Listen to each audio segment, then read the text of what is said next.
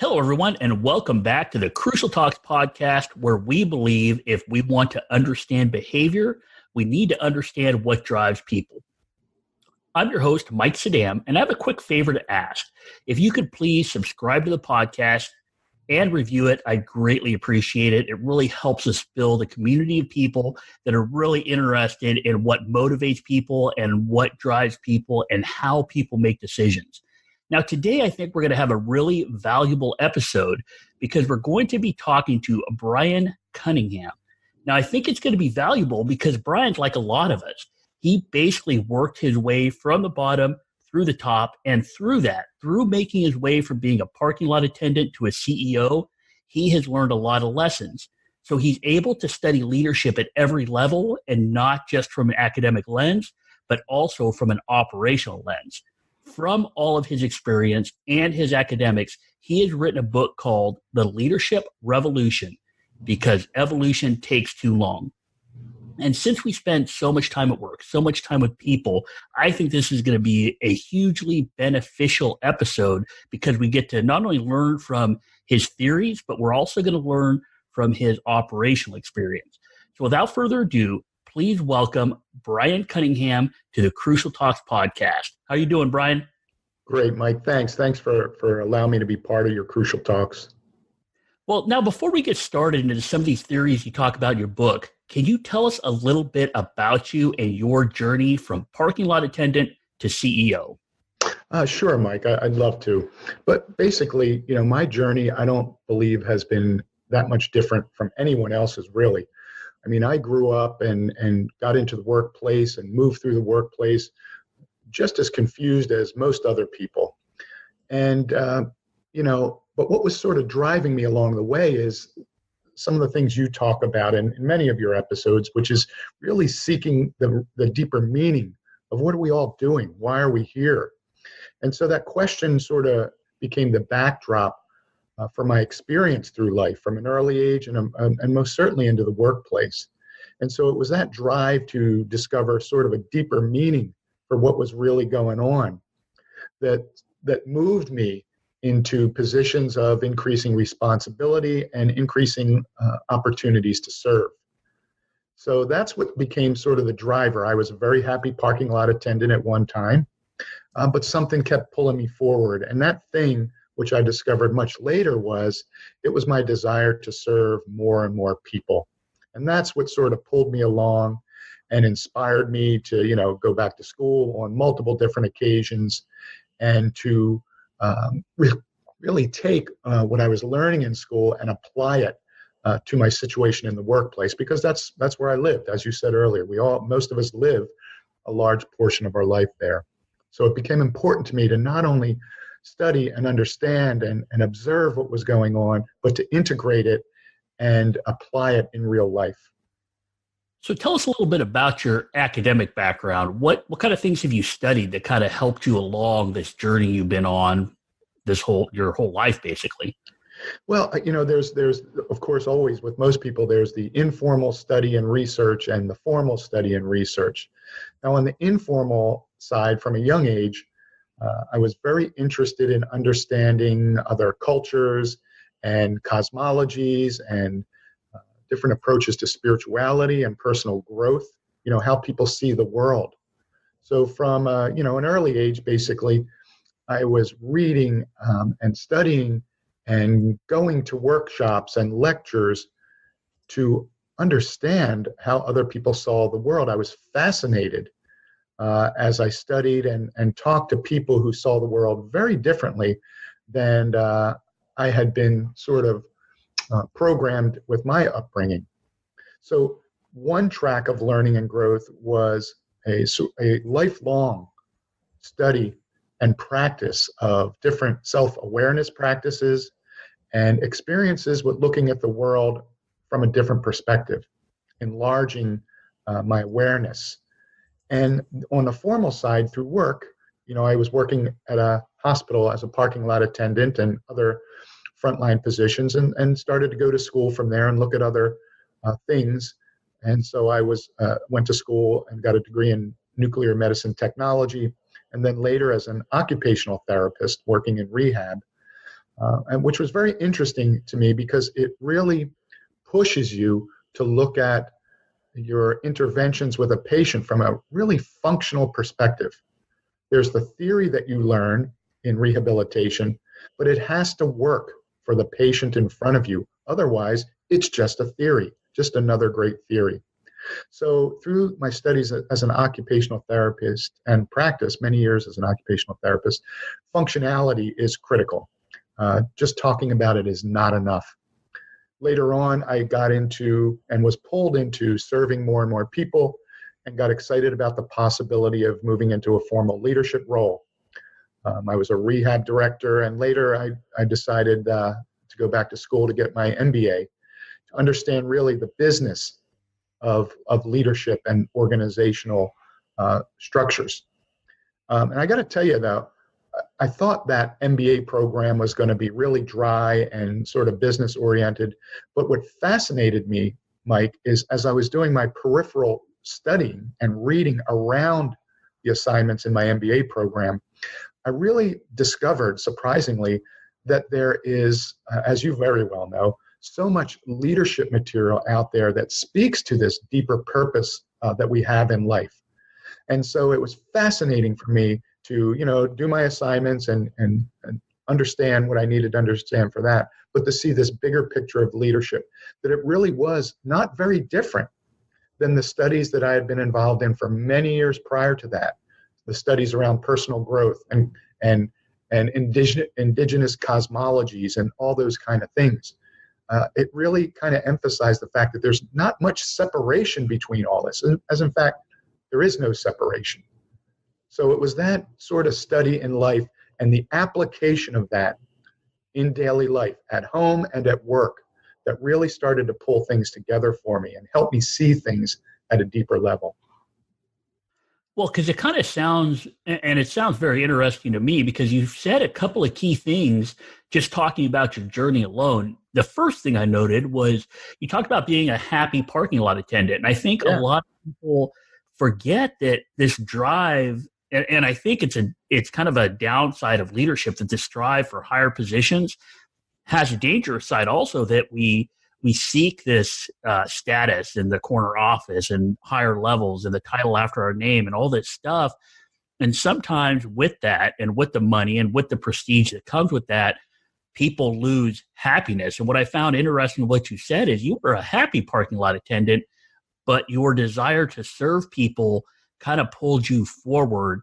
And have you seen that throughout your career and throughout everything you've done, that this ability to be happy isn't really the position you hold or the money you make, but it's really about being able to serve people? Yeah, Mike, I've seen it. I've experienced it myself. I've talked to other people, other like-minded folks, and your work comes from that same perspective. But definitely we've also seen other versions of this where people have come at this from a different perspective. I want money, I want power, even if they don't use those words. And then at some point along their journey, they discover that that was really an empty dream. And then they come full circle and come around back to service, and they have these big epiphanies.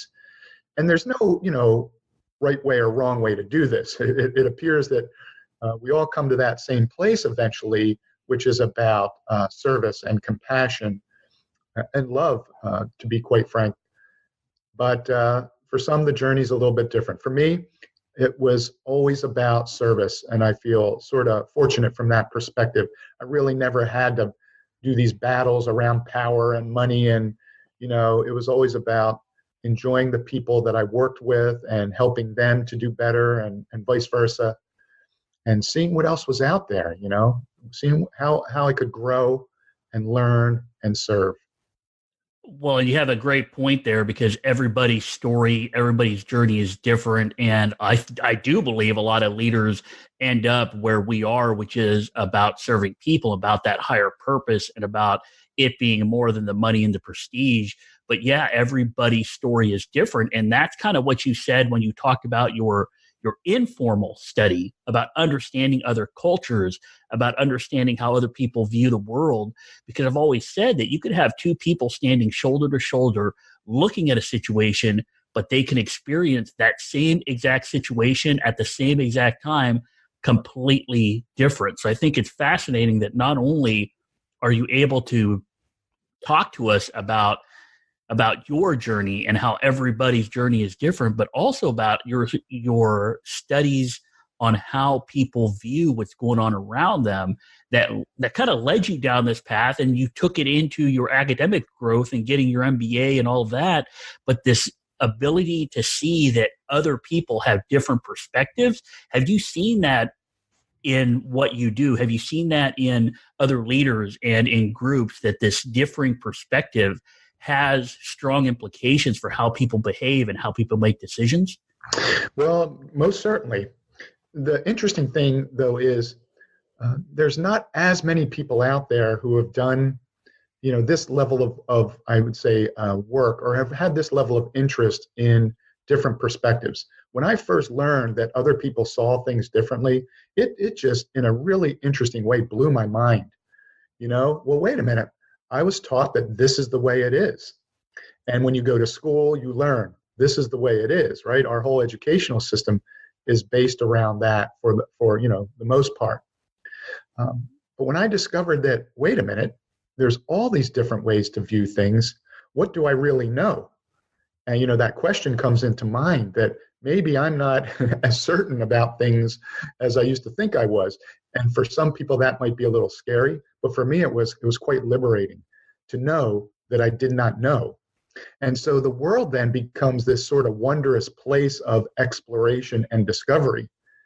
So as I go about learning or working with others, I have sort of maybe a draft or a rough plan. I think we're going to sort of go this way, but I'm very open and really excited about the possibility of it going a different way, based on the feedback that the environment is providing, or the people that I'm involved with are providing. So I'm never surprised when I think we're going this way, but all of a sudden somebody says something that is really relevant to the situation, and the effort takes a turn. And I'm very interested in following that, see where it goes. And many times that through that synergy, we create something that is much, much more expansive than where we started out, or what was in my mind at the time. So, but to your question, when I'm working with different groups of people, many times it's different people coming from their different perspectives. And many times they think their perspective is the only or the right perspective. There are most certainly some other open people out there in this exploration. But many times I'm working with people with very clear, definite perceptions about the way things are. And then my role as a leader becomes to integrate all of that information and those perspectives, and to be open to them, and to create, as you say many times, to create a story in the workplace, to create a leadership conversation that is inclusive and integrates these, so that people can connect with them. So that if we have 5 different people's stories, how can I weave those, find the common thread that moves through all those stories, and weave a group story that we can all attach to, or understand and engage with, so we can move forward. So that's really an interesting element of leadership for me, which is to create a common story from diverse sort of viewpoints. Well, I love what you said, because it sounds like you do believe that, because a lot of times a negative leader, or leader that comes from a small place or a narrow view, really thinks about people as problems that they have to fix, that they bring to the workplace all these issues, and they've got to rule with an iron fist to make sure they stay on the right track. But really what it sounds like you're coming from, and the lens you use, is the fact that you think that people aren't a problem, but people are a solution. And by using some of these common threads, by weaving, I love the way you said it, weaving a group story together from all these different perspectives, it's almost like what you're doing is you're bringing these different perspectives together. You're bringing people that may identify as different groups closer together so that now they can all work toward a common goal. Correct, Mike. And not only do I not see people as problems, I see them, my experience is, I see them for what they really are, which is the reason why we're all here. And that these other human beings, and sometimes in the workplace, people will say, man, if it wasn't for those people, that sort of these jokes that go around. But for me, I see other human beings as an opportunity for me to learn and grow. They're incredibly valuable, not just to the mission of the organization, not just to getting something accomplished. They have value in and of themselves. And at one point, I read and studied, Mike, and researched. At some point, though, I found that the real learning came from the interactions with other human beings. That books can only take you so far. Research can only take you so far. It is through the interactions with others that real learning and growth takes place on both sides of that equation. So I purposely seek out other human beings. And in the workplace, many times it comes in the form of a challenge to work through. Sometimes people come in, they say, oh, I know you're busy. I'm sorry, I got this problem. I'm like, no, come on in. What do you got? What do you got? I'm feeling a learning opportunity. Some growth's about to happen. I'm looking forward to understanding more about who you are as a human being so that I can understand more of who I am through you.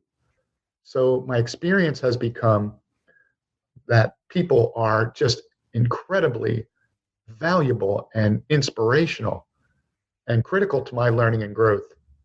So way more than just problem solvers. Very awesome, because I love everything you've said so far and everything you've talked about the why of why you went down these paths of self-reflection and of study and of reflection of other people and how you use that in the workplace. And I really love what you said in the beginning, that through your work doing rehabilitation with people, you came up with this idea that functionality is critical, that what you learn in books is great, but then it has to be functional. And that's kind of what I'm seeing in your book. And that's what I want to talk about now is you've taken all this experience, you've taken all your academics, both informal and formal, you've blended it together to create really this idea of functionality of leadership and how you actually operationalize some of the ideas you've had throughout your career and throughout your life. So I'd like to go in now to your book. If you could talk to us a little bit about generally what this book is about and maybe a couple of things out of the book that we can use right now that will help us in these journeys that we're all on. Got it. Appreciate that question, Mike. So to sort of flip this around a little bit, I didn't really set out to write a book. I set out to serve. And, just like you and many others, if I'm going to do something, I want to do it well. I want to learn as much as I can and help others do the same thing.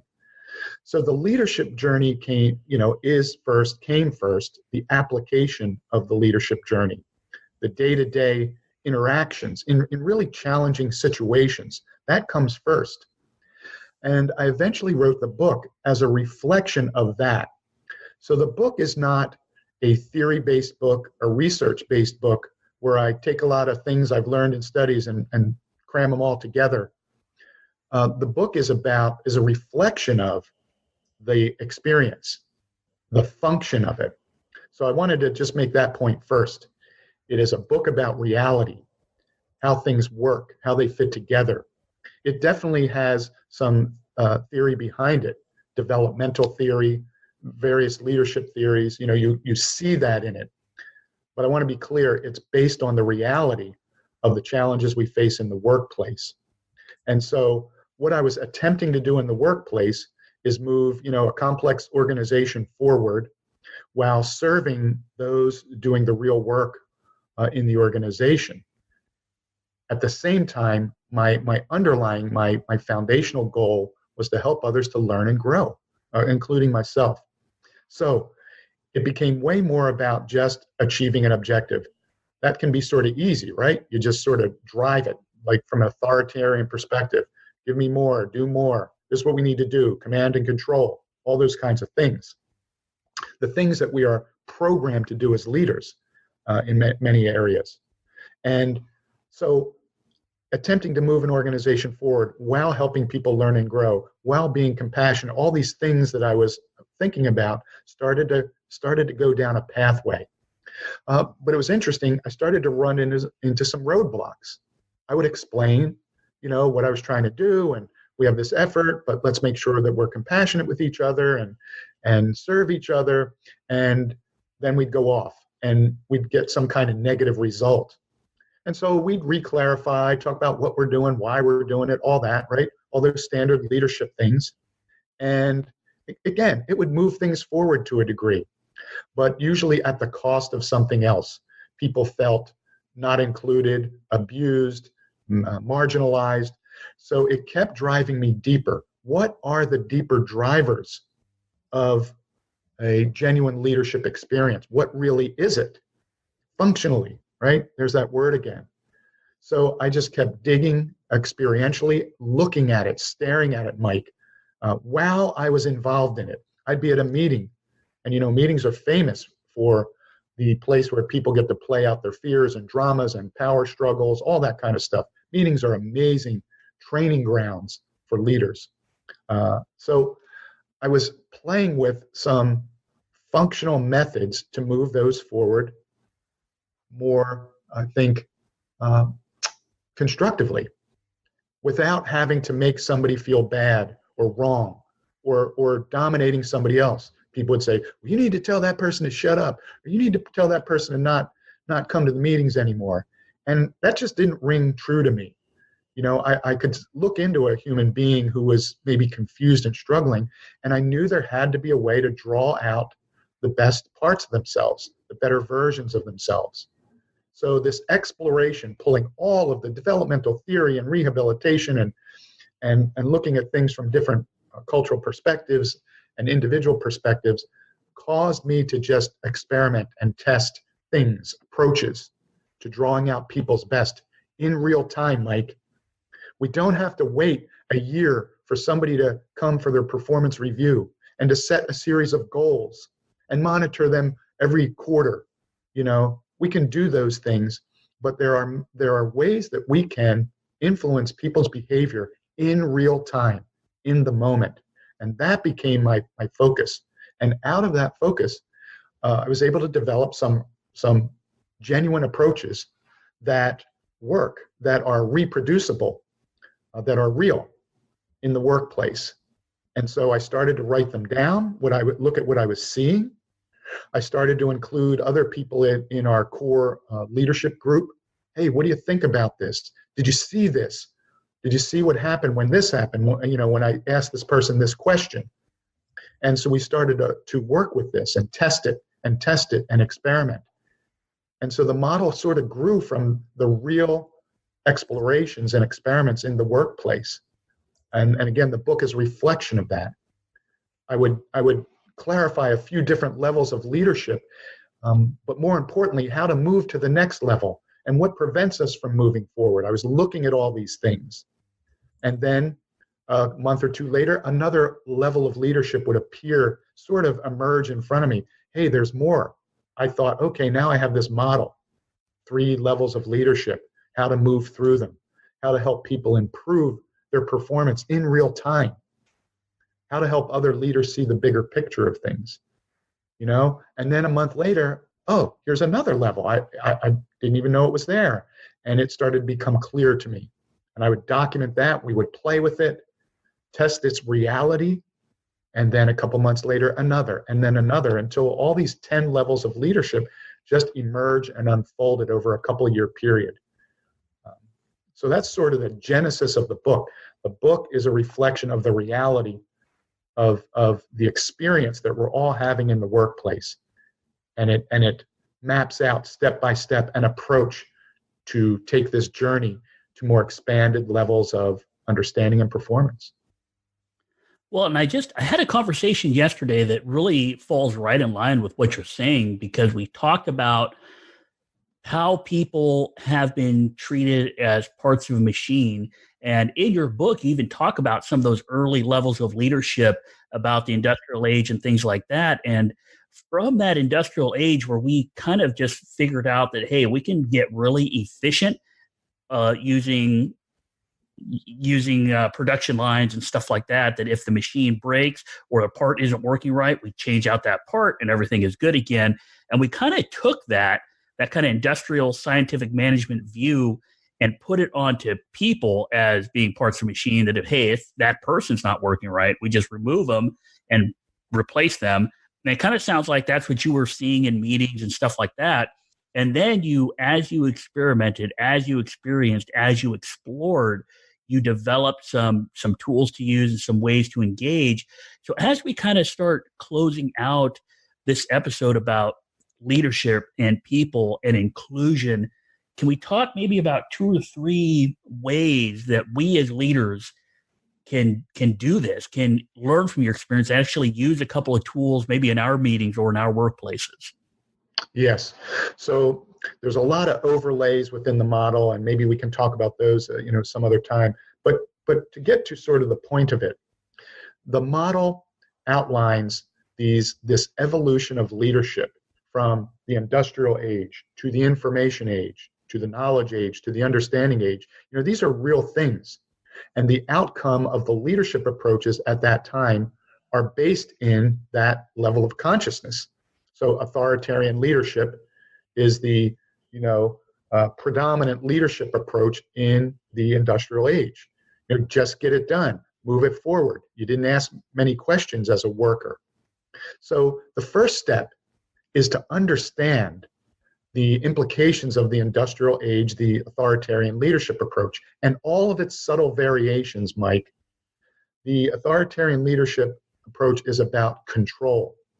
So we use control in many subtle ways. So step 1 is always to understand what's going on, the reality, and to understand what you are really doing as a leader, and looking at yourself first. First us, Mike, and then them. So how we help others is first us. We need to understand and look at all of our subtle attempts at controlling other human beings. And we can do that by these up-leveling components that I outline in the book. First, understand that I'm trying to control others.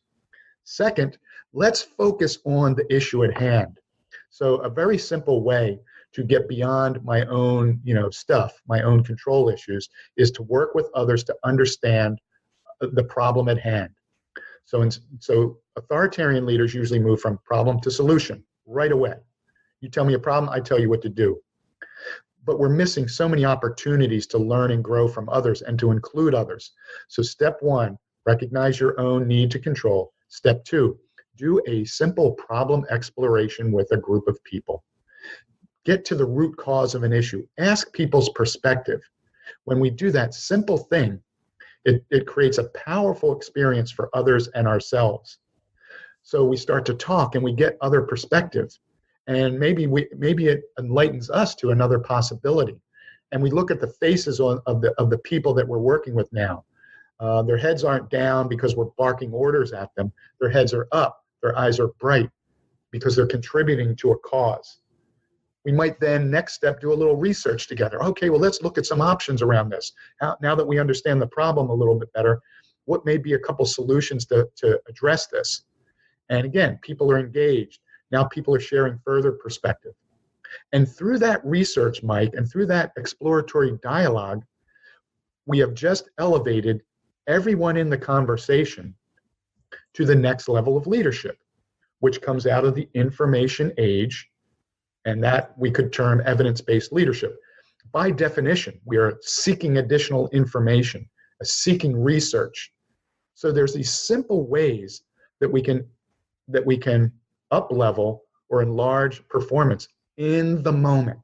And all we have to do is first get our own stuff under control and then ask some very simple questions. Hey, what do you all think is the real problem here? And people will start barking out, I think it's this, I think it's that. Well, let's look at it. Let's ask, well, why do you think that is? Let's go a little deeper into the problem. Who does it impact? What are the upstream? What are the downstream impacts? So we can apply these things by just enlarging the dialogue, enlarging the story, Mike, right? Creating a larger story, not the one that runs in our head, the more limited version, a shared story. And that automatically enlarges others' perspective. Not perfectly, but in the moment, we're able to see things from a larger perspective. And so, quite simply, we can move from level 1 to level 2 in 30 seconds in a meeting by first clarifying and understanding for ourselves as a leader that there are these different levels, how to move from one to the other, and then how to pull others along in this process, how to open up the door for them to step through. So that's a simple way. And the model lays out all 10 levels of leadership and what the characteristics are of each level. And once we understand that, and they're very simple, we then understand how we can step 1, step 2, step 3, just move through the model and raise performance up to level 3 or 4. Coaching leadership or transformational leadership level 4 in real time, in the moment. But we first have to do our work, Mike. And it doesn't take that long. It's not that hard. I've laid out the simplicity of the theory so that we can start to play with it in real time. Do a problem exploration. Do a little research. Clarify your purpose. Clarify the purpose of the effort. What are we really trying to do here? And that starts to create some alignment with a group. And you can more quickly start to move towards a more productive solution, a more collaborative solution. And that's really very simply how you move through the lower levels of leadership. And of course, there's much more to experience some of the deeper possibilities of leadership. But very simply, recognize our own tendency to want to control others. Put that on pause for just a second, right? Do a problem exploration, a root cause analysis. Do a little research inclusively with a group. Simply doing that opens up a whole new world of possibility and experience for those we serve. Well, and it really sounds like what you're doing is you're moving from a place where you're looking at people as individuals to looking at people as part of a group. And if we can bring them, everybody, into a single group where they see themselves as part of this group, whether it's at an organizational level, a leadership team level, even a operational team level, you're looking at people as group members that all have valuable perspectives to add. And by doing this, it sounds like you are bringing them into the fold so that now when they're speaking, they're not speaking from a place of representing just themselves or representing the particular group they bring with them, the identity they bring with them, but now they're representing that broader group where you can have people from different offices or different units or different disciplines bringing their perspectives in a way that benefits everybody. That's exactly it, Mike. We recognize and respect individuality as we create a group effort. Organizations, the workplace teams, they function as a group. So it's not about if we bring them in as a group. That is our mandate as a leader, to create this group synergy. And the other important point about this model is it doesn't require the typical things like different leadership development approaches require. We need to do a 3-day retreat. Everybody needs to understand the model. Everybody needs to understand the terminology. And in this approach, right from the beginning, my effort was not to convince others or change others or indoctrinate others. It was simply to help them perform better. So the model only requires that whoever the leader is at any level in the organization understand the material. I don't have to explain it to somebody else to pull them into an experience where they get to express the better version of themselves. I just do it. And it's simple questions based on a groundedness in an expanded understanding of leadership and human interaction. So I don't need to teach anybody this. I don't need them to, quote, buy into it. I just do it. And as a leader, I'm able to, or you or anybody who understands any version of this material will be able to create synergies in groups almost effortlessly.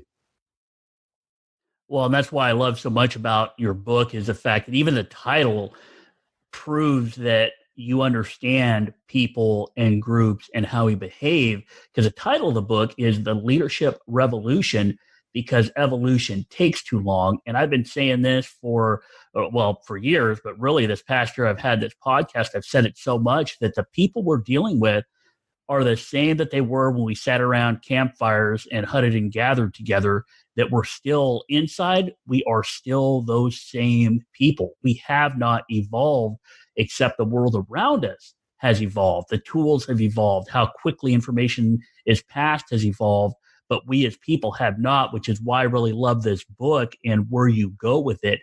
And that being said, we do have to close out this episode. What is a good way people can get in touch with you? How can they grab the book? What ways can you help others? Because I know that after this, people may have more questions. Where can they go? How can they get a hold of you? What services do you offer to the people that are listening right now that might want a little more information? Thanks, Mike. Well, as far as services go, I'm a leader in the workplace. That's where I live. But I'm also part of the larger conversation, the larger story of leadership out in the world. So, I'm not a consultant. I don't do that kind of work. I work. I lead and serve others. But as far as my mission, it is to share and be a part of this conversation that's going on that, of course, you're very much a part of. People can check me out at my website, awarenessquotientleadership.com. I have a blog there and some videos, and I'm just contributing through that effort. I'm also on LinkedIn. You can look me up on LinkedIn. I do article posts there. I'll be starting a YouTube channel in the future. But my purpose was really just to be part of the dialogue, to contribute to this revolution in leadership. You said it earlier. We don't have any more time for well-meaning theories that don't take us into real leadership performance in the here and now. The gap continues to grow. The workplace is evolving exponentially. And as you said, we are not. The leadership gap is growing. So we don't have any more time for well-meaning leadership theories. It's time for really functional, practical action. So I'm part of that dialogue. So the book's available on Amazon. The book is available on my website, and people can go there. Awesome. And I'll make sure I put a link to awarenessquotientleadership.com in the show notes. And definitely check out that website with the blog. I'm on it right now, actually looking at some stuff. So make sure you check that out. Again, I wanted to thank Bryan for his time, for talking to us. I know I got a lot of benefit from this talk. I hope you did also. And if you did, because it does fit with everything we're trying to do through the Crucial Talks podcast, I'd really love it if you had a chance to visit me at www.crucialtalks.com and connect with me so we can continue the conversation.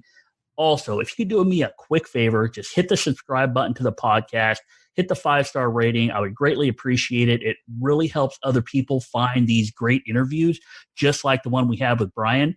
So have a great week. And remember, if we want to understand behavior, we need to understand what drives people.